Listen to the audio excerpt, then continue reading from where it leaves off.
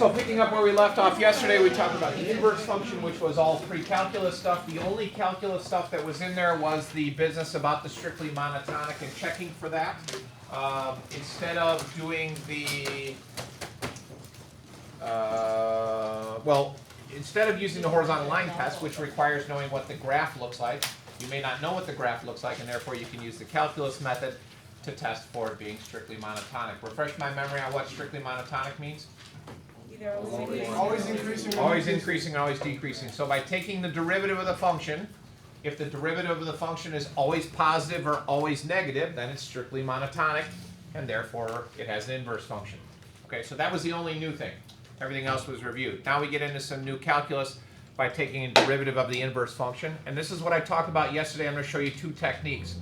One is memorizing a formula, which is okay, I'm not a huge fan of. The other one is we're going to use some geometry. Both are a little confusing, so we'll go through it slowly. Here's the formula technique.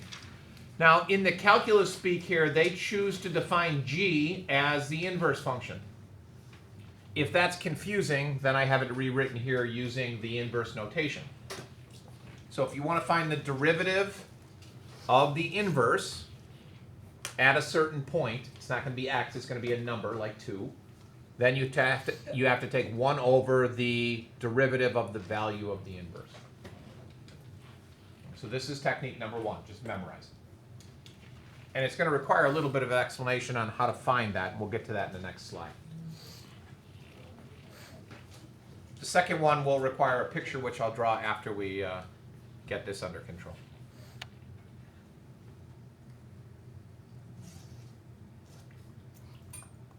Okay, we good? Is that a no or a yo? No. Yo. Yo.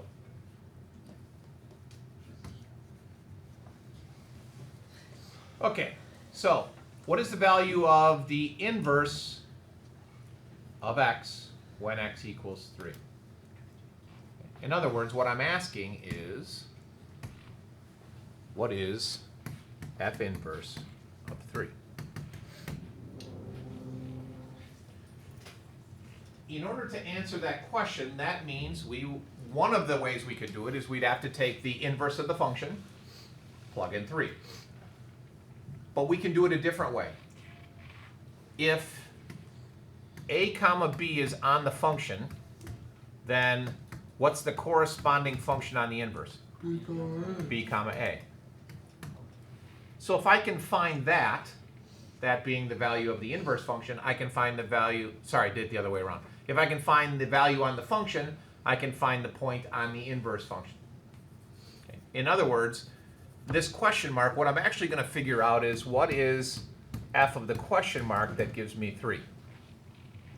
Does that make sense? So if 3 question mark is on the inverse, then question mark 3 is going to be on the function. Are we good with that? Okay. How do I find this? Plug in 3 for y. Plug in 3 for y in the function and solve. So in other words, 3 is equal to 1/4 times x cubed plus x minus 1. And I'll be honest with you here, I solved that, but it's not easy. I cheated, I used a calculator. I graphed the function, graphed the line y equals 3, found the point of intersection, and you'll have to trust me on this that x is equal to 2. Which means that 2 comma 3 is on the function. So therefore, what's the point on the inverse? 3 comma 2. Is everybody okay with that? That's the only, I shouldn't say only, that's the trickiest part of solving these types of problems, is being able to find the point and its corresponding point. Is that for A or B? That's for A. Okay. Okay, then B is what is the value of the derivative, then we can apply the formula. So that, I'm going to get rid of this. Are you okay with this? Can I erase that? Yeah. Good. Why did we set it equal to 3? Because if you plug in 3 to the inverse, you need to set the function equal to 3. Because for here it represents x. For the function it represents y. Okay. So that means we get something that looks like this. So it did that already. We just worked through that. And then applying the formula, we get this. Okay. Okay, so this is just plug and chug. I went back to the formula, I turned the x's into 3's, and got to here. We just solved for the f inverse of 3. That's 2, and so I get that. How do I find this? F prime of 2.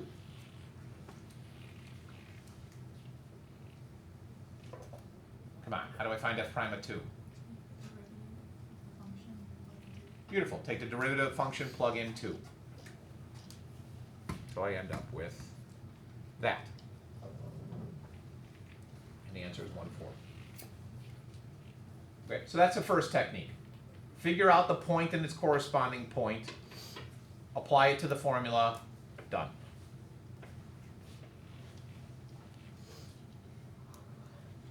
I'm going to show you a different way to do it also. Wait, Whoop, okay, hold on. Yeah.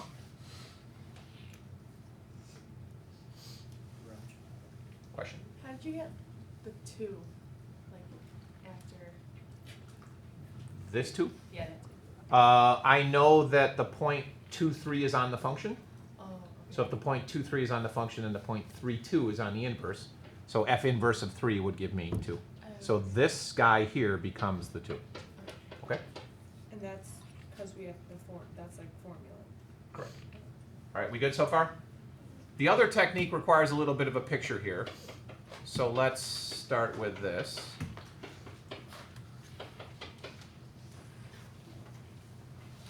Okay, so here's my coordinate plane. Here's the line y equals x. Here's some function f of x. Its inverse would then be the reflection of that over here, which would look something like that. So that's f inverse. And that's nothing new. We talked about that yesterday.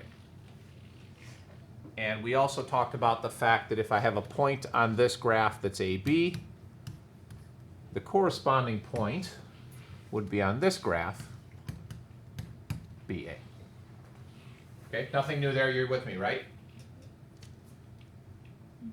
Okay, good. I'll take one as enough to move on.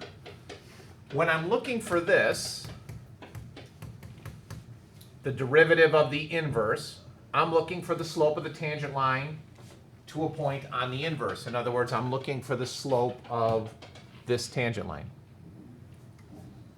Let's call that M1. If my pen cooperates, M1. M1, oh, okay, there we go, M1. Jeez. I'm not going to find that directly. I'm going to find the slope of the corresponding tangent line over here. Let's call that M2. This is easy. If I have the function, I just take the derivative, plug in the point, and I'm good to go. But what we need to realize is the relationship between M1 and M2. Okay. So the slope of the tangent line on the inverse is actually the reciprocal of the slope of the tangent line on the function. Not opposite reciprocal, just reciprocal. Flips over. This is the only thing you need to remember. Not the only thing. I keep saying only thing, but it's not. That's one of the things you need to remember. So whenever possible working with inverses, I'm going to try to work with the original function. If I can find a point on the function and the point on the inverse, I can easily find the slope of the tangent line on the function and use that to find the slope of the tangent line on the inverse. Okay, so that's the theory. I'll show you the practical applications in a second. So we move on to here, and that's what we just talked about. Again, remember, it's an opposite reciprocal, not a reciprocal. Okay, so here's the setup.